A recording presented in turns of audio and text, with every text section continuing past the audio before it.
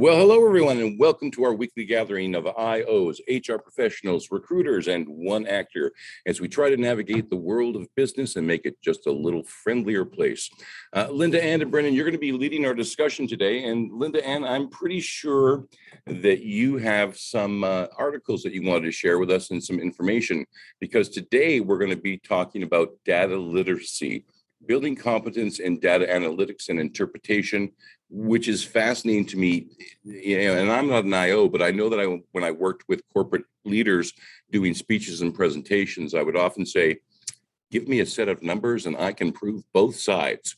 So how do we navigate ourselves in this new world where data and analytics are becoming so important?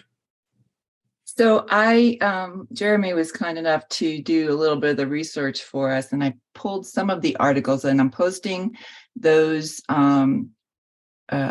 sightings and a little bit of a summary for each of those in the chat. They're also, I'm sharing the PDFs in there as well, so. Okay.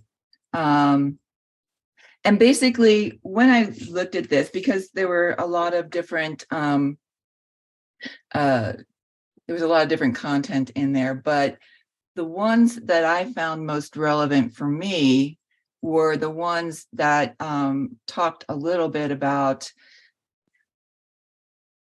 the definition of what data literacy is to us now, and how it applies to the business situation. And in summary, for the articles that I've posted, and I have one more to do, I'll do that in a second, is that there's a lack of understanding of really how to analyze data, and that individuals, business people, human resource people in their studies and things like that are not really being taught how to use data, how to gather data, and then how to apply it properly once you get into the workforce. And so one of the things that was really important from my perspective was that we don't know how to use the data in applicable ways. And I'll use just in human resources for an example. And I think this is important because IOs are trained in the data analysis and how to do the assessments and the research and to make it applicable to the workforce. But most other people in the environment are not, and it's a real gap. So that's where IOs can provide a real service to industry. And so, for example, and this is just a very basic example, and it's kind of interesting because one of the models that was used is how to teach data literacy through storytelling. And there's a structure of storytelling, and I put the model in the chat of how to go about it so that it's easier for people to integrate into their paradigm of thought and to how to apply it in the workforce.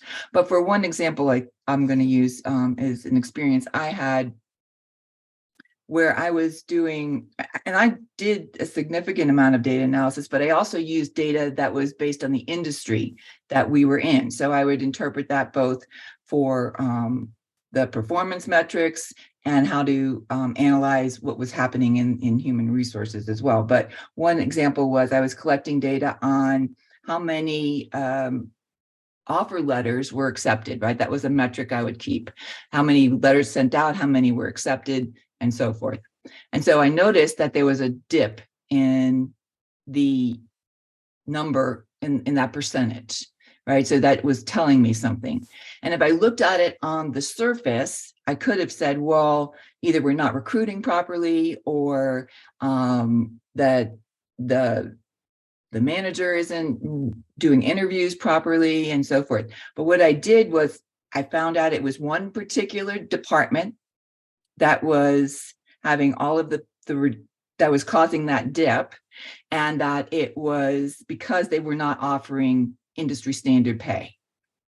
But so it's important to really think about how you use the data and not just take it on its surface. You have to kind of dig deep and analyze it to really be able to understand what it's telling you. And so from that introduction, I'd love to hear what you have to say, Brendan, and then for people to challenge the thoughts. So I've shared all the articles in the chat. So if you want to talk, reference any, feel free to go ahead. But I think when we're talking about data, the specific purpose is to either solve a current problem or solve a potential future problem, or also anticipate trends that you're seeing right now that are going to cause a future issue. And I think the concept of data literacy and research are still very much related within the two topics of it. And one of the things that I struggle with is that people are really bad at research, so they're also kind of bad with interpreting data. And then if you mix in people who are not functioning with integrity, they will also try to say that the data says something to try to reaffirm their beliefs or their opinions on something. And that's not necessarily true. I mean, the easiest, the most popular data right now that is tangible for people to look at is sports. When you're talking about sports statistics, baseball has done a much deeper dive into it with certain categories of statistics that they've started to use now for the purposes of the game. And I think a lot of those concepts can also be taken to the workplace. It's just a matter of defining and putting constructs to your data. I've worked with a client that's was going off production numbers, and it was something like, well, this person's producing at 120 and this person's producing at 320 pieces per hour. And the question is not, well, is 120 good? And 340 must be really good and 120 must be really bad. How do you know 100's not good, 120's decent, and then this person who's 340 is just a rock star? So if you're not also putting what it needs to be measured against, is also a major struggle that I see, because you're not defining what you're solving for, basically. So I'd love to hear people's thoughts on that, on things that they're seeing in their workplace. And if you'd love to join in, just raise your hand and we'll bring you up here. But Brendan, let me ask you, because there's a little fear running in my head already about using this information as a tool as opposed to a weapon. That, I could, if I'm not ethical, I could use this information to basically go, roughshod through my organization. So how do especially IOs navigate that? Well, I think most IOs that I've met do everything with the purpose of integrity. You get into IO most people get into IO for the purposes of helping people, either directly or indirectly. The people who go more towards this I side that want to work with data, they still want to help people, but they don't want to work directly with them. So they're doing it through their data and their studies. Whereas people on the O side are usually doing a little bit more qualitative data and interactions with people. So I think both people are doing it for the same. Now, you also have people who get into data literacy who have, I'm sorry if I offended anyone by saying this, but have the typical numbers accounting sort of personality. And their relations with people are usually a little bit strained because they do just see people as numbers. So it's very easy to look at numbers and then forget that there's an actual human attached to that number if that said metric has a human attached to it. And it's very easy to make decisions when you depersonalize it, because I compare it to be sitting in traffic and you get very frustrated with it. And there's a very odd thing when you're sitting in traffic and you feel like you're alone because you're surrounded by 50 other pieces of 5,000 pounds of metal. But in reality, there are humans in that car. And that's why I feel that road rage within itself is so depersonalized, because people do not realize that there's a person driving the car. And it's the same concept with the numbers. You don't realize that there's a person attached to that number. So like a lot of things, the information is good. It's how we use it. And we just must use it for good, not evil. Dr. Martha, let's go to you. Well, I think that we would like for the information to be good, but that depends on the quality. of the study or how the data was collected. But if we assume that it is good, that it is valid, then absolutely we have to consider how it's being interpreted. If you look at so-called scientific findings in general that people are bombarded with on a daily basis, mostly used for marketing. One day bacon's going to kill you, the next day you should be injecting this stuff straight into your veins. You can't get a straight story. And if you ever consider, why do we get so many contradicting messages regarding supposed same issues? Clearly, there is something that has to do with interpretation. You have to be mindful of things such as who is funding a study. If a study was paid for by a certain company and all of a sudden the study finds that their product is good for your health, that's suspect, which is why I think what Brandon said about IOs being in it for truth and actual interpretation of what the data is telling us, it's so important. I too have never met an IO that's out to take over the world. I think that generally speaking, we want to see what patterns are visible, what we could do to help things, to make things better. So when it comes to data in terms of organizations and companies, I would be very cautious, and I would caution everybody against interpreting data themselves, even collecting data themselves. There's a reason why you get a PhD, which means that you are a scientist, you know how to conduct a study. So just because some survey app or software exists doesn't make you a scientist, doesn't mean you should be collecting data and then slapping your own emotionally driven, biased interpretation on it. And then, like Brandon said, forget that there are humans involved, but rather go strictly by your faulty number. So there's so much to consider when we're talking about data. It cannot be left to the layperson to play with, because you are playing with fire. You could make the data fit anything you want it to fit, essentially. This is why you need to bring an IO in, someone who truly understands how to properly design a study, collect data, and then what to do with that data, how to understand it. Yeah, there's garbage in, garbage out, I think is the old computer phrase. And it's true what you say. I remember at one time, I think it was 4 out of 5 doctors recommend Marlboro. So got to be a little careful with numbers. Rich, let's go to you. All right. So something that was said here regarding like the validity of what we're trying to measure, right? Within the content and the construct of what we're trying to measure, right? I coming from a consultant background, one of the things that I've witnessed is where specifically on data regarding assessments and so stuff like the predictive index and the Myers-Briggs and the DISC and those types of things, right? The data that we collect from that, and people who have not undergone the training to develop the competencies to understand what that actually means and to be able to synthesize better conclusions about that, particularly from the selection process. When we do that, we can make extraordinarily bad decisions with really, really great data. You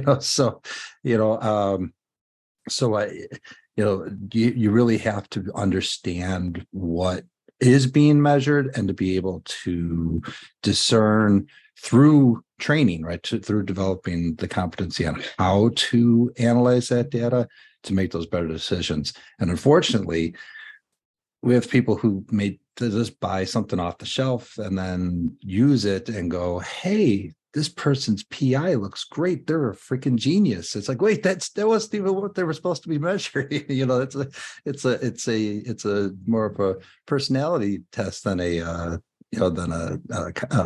cognitive test. You know, so yeah, I'm just saying, ethically, we practice within our competencies.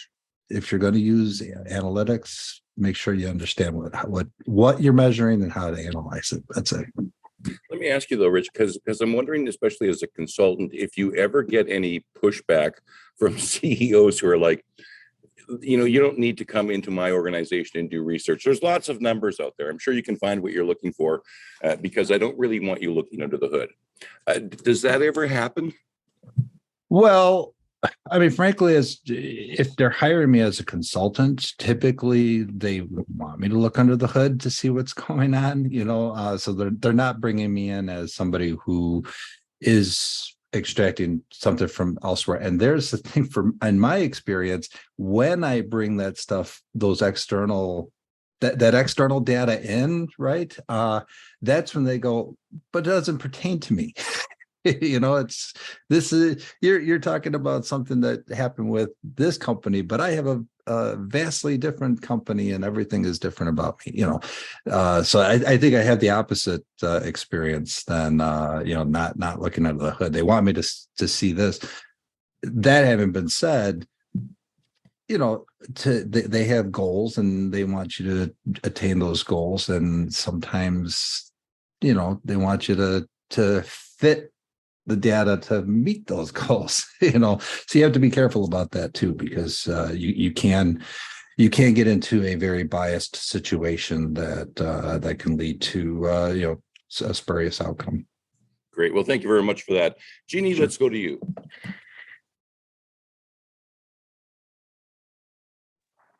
Well, so recently we've been doing some leadership assessments, 360 degrees assessments at my work. And it's really interesting because while I've received the request to answer the questions, other than seeing them in the hall and saying hi and bye, I really have no idea about all of these questions that I'm being asked.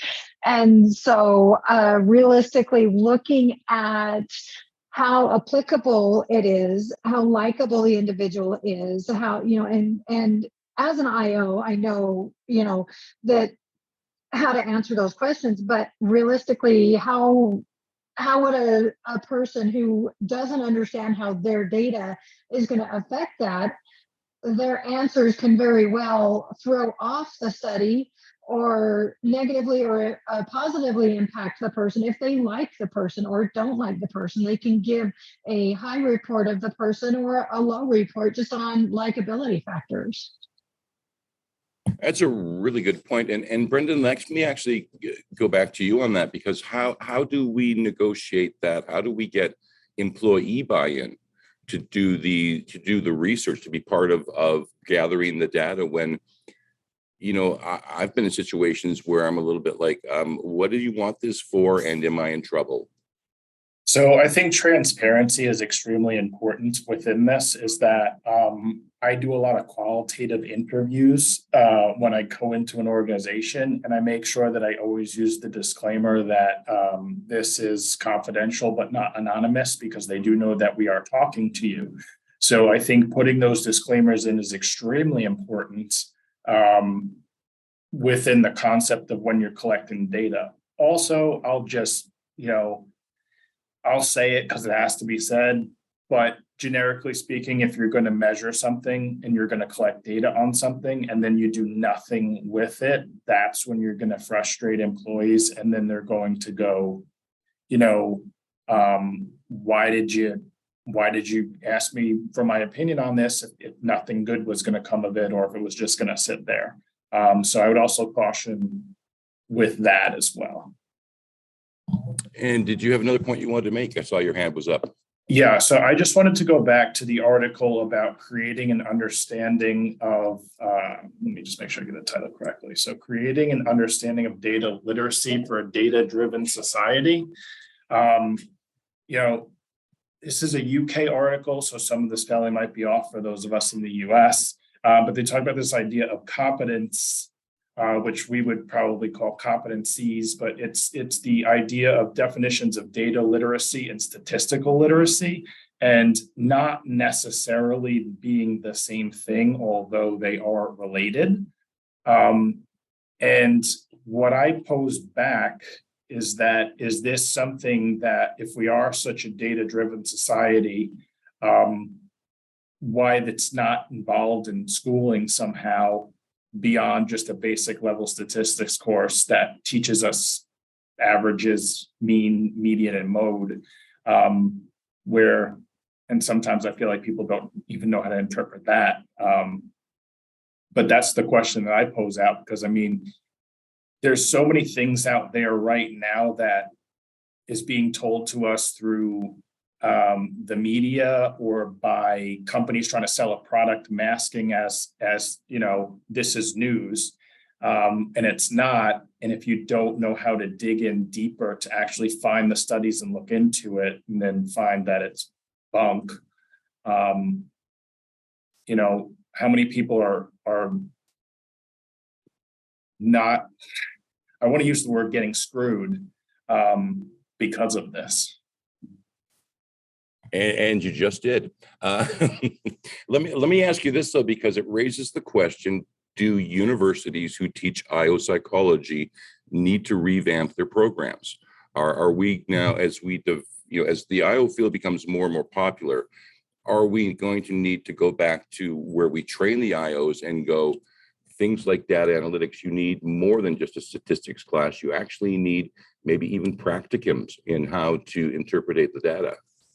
So I think most standard IO programs are going to have the main three of: you're going to take the statistics course, you're going to take a research methods course, and then you're also going to have an ethics course. I think those three foundations are extremely important, but it also is very much dependent on the curriculum within that. And I think we do need to stay ahead of it. I think it'd be foolish to say, oh, these things aren't going to change that much, or they haven't changed that much, but that's just completely false. So making sure that you're on the cutting edge of how to properly use, these statistical formulas is extremely important, but then ethically using them in the right circumstances and coming to the right conclusions is probably the next step. And we need to make sure that we continue that message and that the ethics portion of it does not get dropped. Agreed. Thank you very much for that. And LindaAnn, let's go to you. So two things. I want to really reiterate what Brendan said earlier about the follow-up on data. That's a critical piece, that if you ask people information, that you need to give them a response about how you're going to implement any response to it. In other words, and I would say this when a company was saying, well, let's ask them if they want us to implement a 401k. And I would say, well, don't ask the question unless you're willing to do it. Because if you're not willing to have some kind of follow-up or justification for not doing it in the end, then it's just going to cause, invalidation in the data. They're not going to want to participate or give you honest answers in the future. So it's critical to have that follow-up. The other thing that I wanted to mention was when you talk about the utilization of the information in the workforce and how people are trained, is the article on creating an understanding of data literacy for a data-driven society. The next one is towards data literacy competencies, business students and workforce needs. That one indicated a real disparity between what employers are expecting and looking for from the people that they're hired and what they're really getting, and that they think that they are not prepared to do the data analysis required and that the employer needs. So there's a real gap there. Business students get statistical analysis, statistics and things like that, but that's pretty much it, right? They don't get the other pieces of it, of how to conduct the studies or whatever. So yeah, I think there is a real gap, and when you only use one element of a tool, it's not going to perform the way you would like it to. But don't we have generally an epidemic of not following up in organizations? I mean, I've done lots of training, which is, usually comes from the HR department. And for, 6 weeks, we're all focused on this training. But 6 months later, because, once the trainer leaves, we just sort of slipped back into the old habits. So is that part of the issue too, is that this isn't just a one-off, that these are changes that take time to actually become a foundation of the organization? I think that one of the things that's been missing, and there's a little bit more of a focus on it now, is the sustainability piece that's built into any kind of training. Is how do you sustain that change in behavior? Otherwise, yeah, it's a one and done. Doesn't matter how long the program is. If there's not that sustainability aspect to it built in, then it's probably not a good use of money. No, it's really not. Dr. Martha, let's go to you. Going back to the idea of data collection, something that Jeannie brought up, if a company is using a survey or an assessment that is asking questions to which employees truly don't know the answers, and you don't have the option to say not applicable or I don't know, then that piece of data is not valid, because they're guessing by being forced to answer a question they don't know the answer to. There is no magic formula that somebody knows how to answer that. If you don't know the answer, you don't know the answer, and you're guessing. So you are starting potentially with data that is flawed. So this is why I'm so cautious against just picking any random survey or assessment just because it's been out there and it's been used a lot. You have to make sure it's right for your particular organization and for your purpose, right? This is, again, why you need an IO to come in and make all of those determinations alongside with the organization before a survey or an assessment is administered.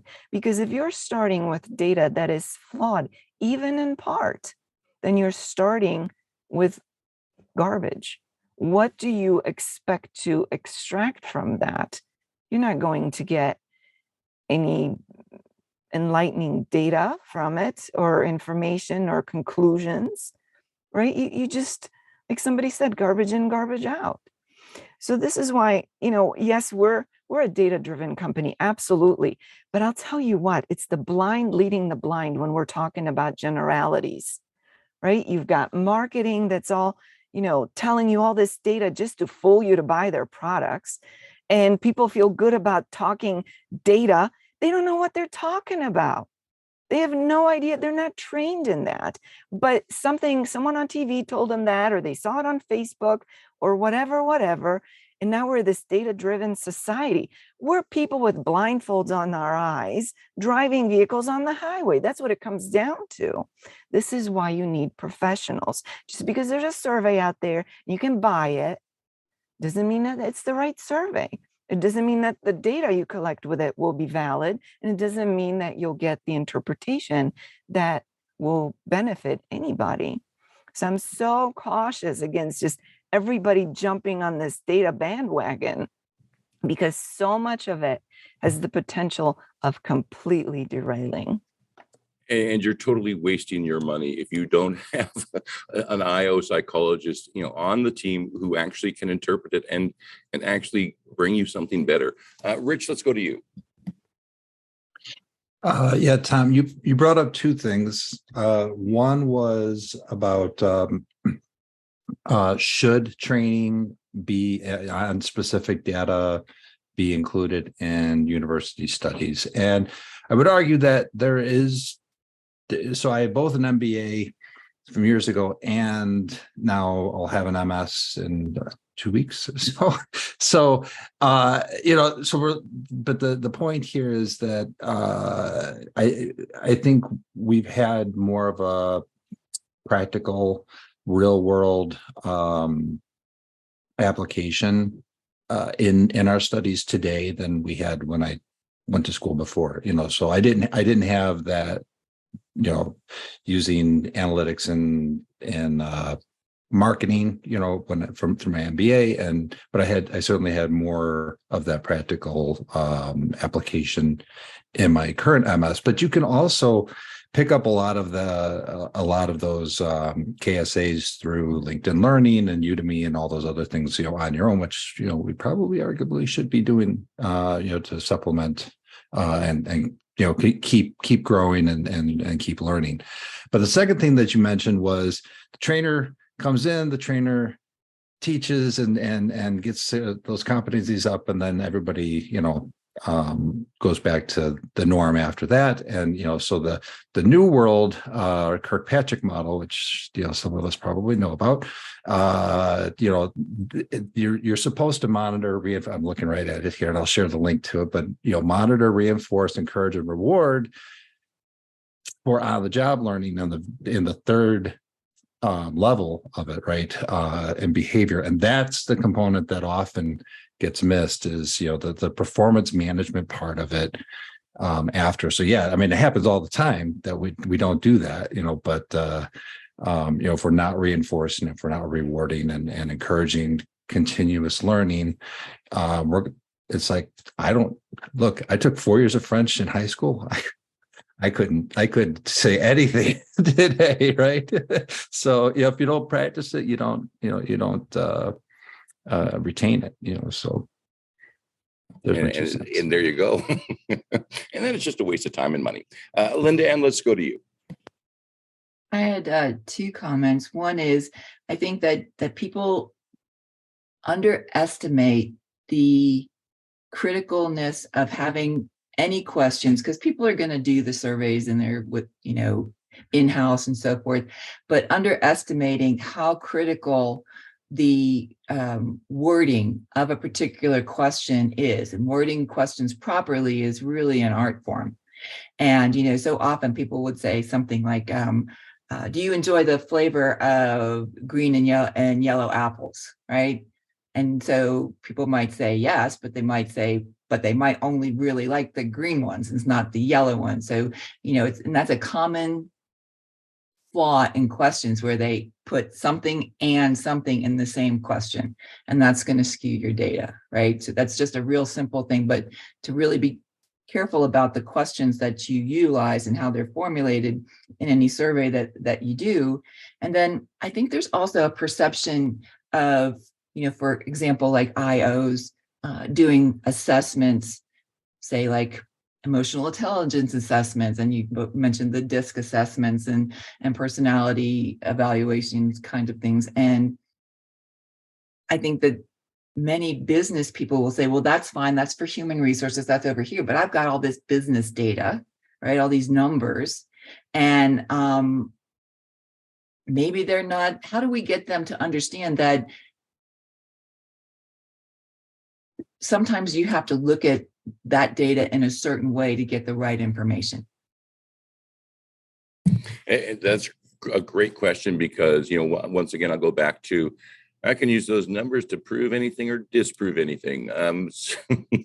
So Brendan, how do you interpret the numbers to ask the right questions, or am I getting that backwards? Well, I think I was going to touch on the last article that was shared, which is teaching data science through storytelling. And I think that article is extremely important within the concept of when you are presenting data, you don't want it to be in data speak. You want to use the 5 W's. So who, what, when, where, why, and then how.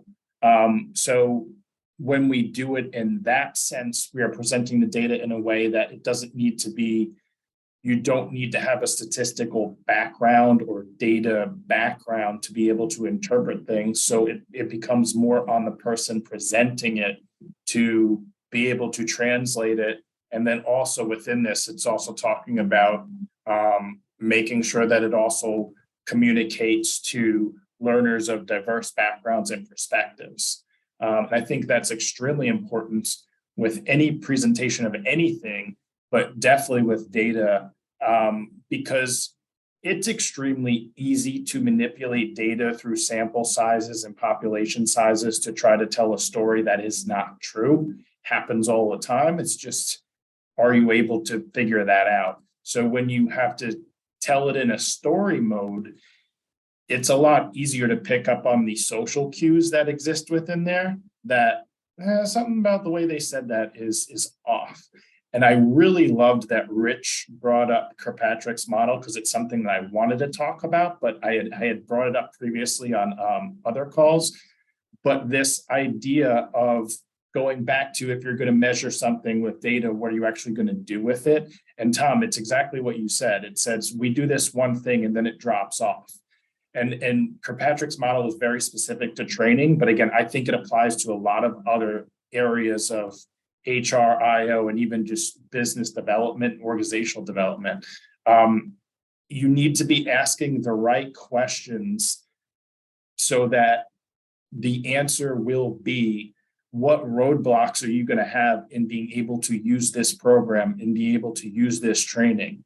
And if one of the roadblocks is my manager lets everything die because they just think it's the new flavor of the month, then you know that this might be a complete waste of time, or you're going to need to do some sort of intervention within this intervention to make sure that that steam that you gained keeps going.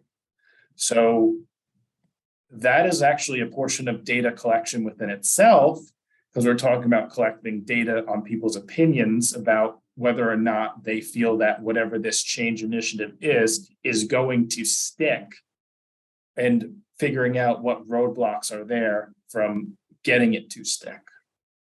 Yeah, and I am so fascinated by the concept of using storytelling, both as an actor and a professional speaker, because it's always amazed me that how, if you tell stories, you get so much more buy-in from your audience, and they actually retain much more of the information. So when you want to collect data, get an IO psychologist, get them to interpret it. And then if you're an IO psychologist and you have to tell stories, talk to me. Little plug there myself. LindaAnn, how are we doing here? Are we staying on topic? Are we really looking at the competencies, or have we been talking a lot about how we're that if you don't get an IO psychologist and someone who really knows what they're doing, you could really mess this up? Well, I think that maybe we can go to the next stage of it, is there's the need for it, but how do we get that into the organization? What's the best avenue for creating that competency within an organization so that they have that in-house person who can help them? And does it need to be in multiple departments? And at what level does it need to be? So I'd love to hear people's input as to where you feel the best place is for somebody to develop some competencies within an organization, and to what degree does that competency need to be developed? Well, I know from personal experience that leadership and leadership competency really needs some focus. It's been surprising me having discussions over the last while with people that management and leadership are seen as the same things. I always love listening to you guys for things like, you manage projects, you lead people, or management is something you do when your leadership skills fail. Wouldn't it be great if we developed the competency of leadership, so that when people like IOs come in and we do the research, we look at all the numbers, that person is more an ally than asking the question, how much is this going to cost me? Brendan, let's go to you. Well, I think the first thing, if we're going to take a data-driven approach to this, is that my natural thinking is, how are we defining leadership and how are we defining management? And then you would ask the employees, if you really wanted to take a deeper dive into this portion of it, You might want to use some sort of rating scale on their ability to be this competency as a leadership and this competency as management. I could see that then turning into, how do we build that person up as a better leader, a better manager, or whatever it's going to be through that natural course of it. But without, it goes back to this idea of just telling the story, though. I think, just because I see this all the time, I collect data and then I present it to somebody and they're like, oh, so this is this and this. And I was like, no, that's not at all what I just said. So, within that concept of presenting to executive leaders, sometimes they want to hear what they want to hear and they just want to ignore what they didn't want to hear. And I think having an organization that is going to be successful and meet its goals and grow, if that is the goal of your organization, because I mean, that's one of the questions that you have to ask any business is, what is your ultimate goal for what you want to do with this organization? And some of them is just, look, I just want to make some money and I don't really care about anything else.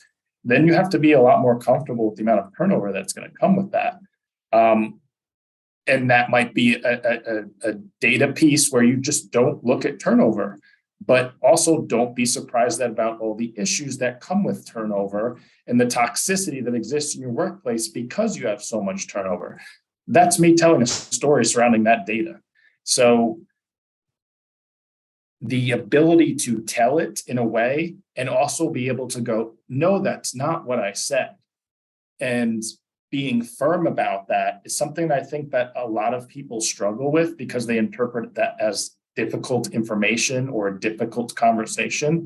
And it has to be much more of a transactional. I know Jeremy, I feel like I'm getting off topic, but Jeremy preaches the idea of doing a psychological contract with someone that you're working with, so that if we hit an impasse, we can say, as per our psychological contract, we said we were going to speak up when I feel uncomfortable or I feel like that you're fighting me too much of the way. And maybe that's a piece that you use within this concept of presenting to leadership, presenting data. So thoughts on that? Yeah, it's really hard to confront leadership in that way. And oftentimes they don't want to listen. Is it about courage? Do you have to have the courage to speak up for what you know and believe? Or is that just too simple? I think that's too simple. I think a lot of that comes with experience. I think it comes with learning that person as a person and how they react to certain things. And then maybe you present it in a different way that doesn't trigger them. That's why I'm not an IO. Dr. Martha, let's go to you. One of the things that I've seen in some organizations is that leadership or maybe the owner or owners bring in an outside consultant, and their attitude basically comes down to fix these people that work for me, find out what's wrong with them and fix them. And they are completely divorced from the entire thing. And they put this task upon an external consultant, which is neither realistic nor right. You can't be in leadership, or you can't be the owner and expect success at its best with that kind of approach or that kind of attitude. The other thing is to what Brandon was saying, how people hear what they want to hear sometimes. I think the other piece to that is that people don't understand that there's a big difference between causation and correlation. Just because these two things happen to occur around the same time doesn't mean that one causes the other. So IOs definitely have their work cut out for them, because not only do you have to know what surveys or assessment to use, how to properly use them, how to extract the data, how to interpret the data, how to tell the story, but then you're also working with how to convey the information to those receiving it, especially when they are receiving it through certain veils, or they're not hearing what you have to say because they are completely divorced from the situation. So you can't ask just anybody off the street to do this. You really need somebody who knows what they're doing, who has knowledge, experience under their belt, so to speak, so that you truly can use data in a way that can be helpful to not only to the leadership, but to the organization as a whole, to the workforce, because data can be a wonderful, wonderful source of information of what to do and where to go. But there are so many variables that can potentially derail it. You can't just leave it up to chance by just letting anybody dabble in it. And that's all it is dabbling. And sometimes it can be detrimental. I'm one of those people who like to dabble. And in January, I noticed up here in Canada that every time I had a ham sandwich, it snowed. So, I stopped eating ham. LindaAnn, let's go to you. That's a good one, Tom. I think it's important to figure out how we can make what the data says relevant to the people who might have the authority to use it and care about using it. And one of the examples I'm going to use for that is, I'm aware of this company. It's a large company. It's a multinational company, and they have an extremely high rate of turnover in this one department.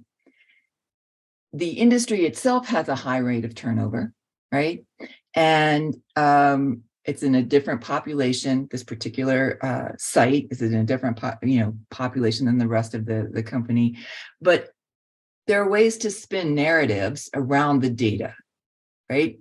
So that, that's a high turnover industry. So it's also, this particular population is a high turnover population, rather than looking at, is there a toxic environment that's being created by this specific manager? And so I think that too often management doesn't really, or leadership doesn't take the time or doesn't have that connection on how relevant the information really can be for them, because they're too used to just dismissing things based on a narrative. Is that making sense?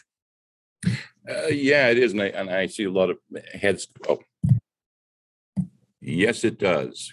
Can you hear me? Okay, good. Yes, it does. And I saw a lot of heads nodding up and down. But, as you're talking, I'm thinking of, it does seem the larger the corporation, the more of that we see. There are major corporations, and maybe they're so large that they don't care about the frontline workers anymore, or they've forgotten about them. But we see major organizations who seem to be more focused on the profit model, and they don't care about the turnover, as long as, we keep meeting our quarterly targets. So Brenda, let me go to you and like, how do you reach out to those organizations who, maybe they're hearing the message, but I'm happy with the turnover just as long as we meet our quarterly projections? Well, I also think that when those type of organizations are looking at data, they don't care. They should care, but they do not care what's going on as much at other organizations, because they are so large. They might have such a large sample of the population in that industry because of the size of that organization. So they're going to believe that their data is as true as it needs to be because they have such a large share of that market. Doesn't mean there's plenty of companies out there who go with rank and yank, and it's just whoever's the lowest performer at the end of this quarter has to go. It's very popular in law firms. And I might be dating myself because that's where I always have heard it being the most popular place for it. And just, you can't complain about the cultural issues that you're going to have with an organization like that, because your organization is going to be cutthroat. And if you're prepared for the turnover like that, I know about a pretty large company that has so much turnover and it's just dependent upon, look, we're just going to hire contracted workers, and they give them this perception that it's temp to perm, and then they never actually let the person go perm, which is probably violating a lot of FLSA laws, but they're large enough to get away with it because they also have lobbyists for that company too. So, you know, if you're not, this is just the whole point of being data literate, is that you have to know every piece of data that goes into the equation. And it's not easy. I'm not saying it is. I know some post-secondary institutions that do the same sort of thing. 3 years as a sessional. Oh, got to find a new sessional. Dr. Martha, let's go to you.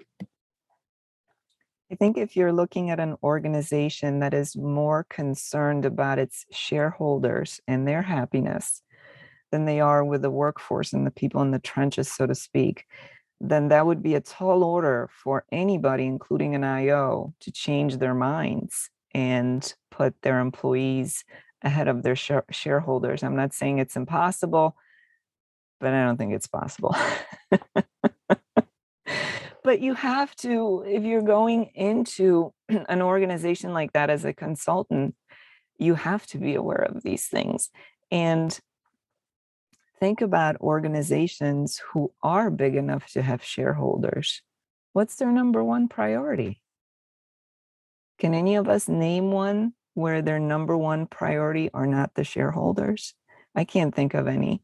So we have to keep that in mind, because you can have the best assessment, the best data interpretation, the best storytelling, the best everything. But if they don't care about the workforce, if they don't care about the culture, if the only bottom line that matters is the shareholders and what they get out of it, then that's all there is to it. We actually had a rather large company up here in Canada in the resource industry who within the last week announced that they were laying off well over 1,000 people. And the reason was shareholder dividends were not high enough. So that is happening. And, you know, hey, I give them kudos for at least being honest about it, but it does seem to happen a lot, and we could end up with a lot of trouble if that continues. But unfortunately, I don't see a lot of changes. With that, we are getting very close to the end, and just to give some highlights of what's coming up next week, we will be talking about upskilling and reskilling strategies for continuous learning and development. And then also we've got some pop-up things happening as well. Brendan or LindaAnn, anything that you guys have going that's coming up? I think Lee's pop-up is tonight, right? Yeah, Lee's pop-up tonight is getting very, very popular. Yes. So make sure you tune in if you have the opportunity. It's every Thursday evening. And then we do have the CBOC conference coming up in August. So if you haven't registered for that, it's absolutely free to attend. So make sure there's going to be a lot of great information shared during that. And Dr. Martha, where can we find your podcast? My podcast, which is called Workplace Psychology with Dr. Martha Grajdek, is available on all of the major platforms, Amazon, iHeartRadio, iTunes, and also on YouTube, on my YouTube channel, Stress Free with Dr. G. So check that out. You are everywhere, which is good to know. Keep spreading the word. Oops. And so with that, everyone, I think we should probably wrap this up and head off. So thank you very much, LindaAnn and Brendan, for leading us today. Dr. Martha, Rich, and everybody who chimed in, we always appreciate your comments that keep the conversation going and make it so much more informative. And with that, everyone, I think it is time to go. So LindaAnn, if you wouldn't mind counting us out, we will see everybody in 1 week's time. 5, 4, 3, 2, 1.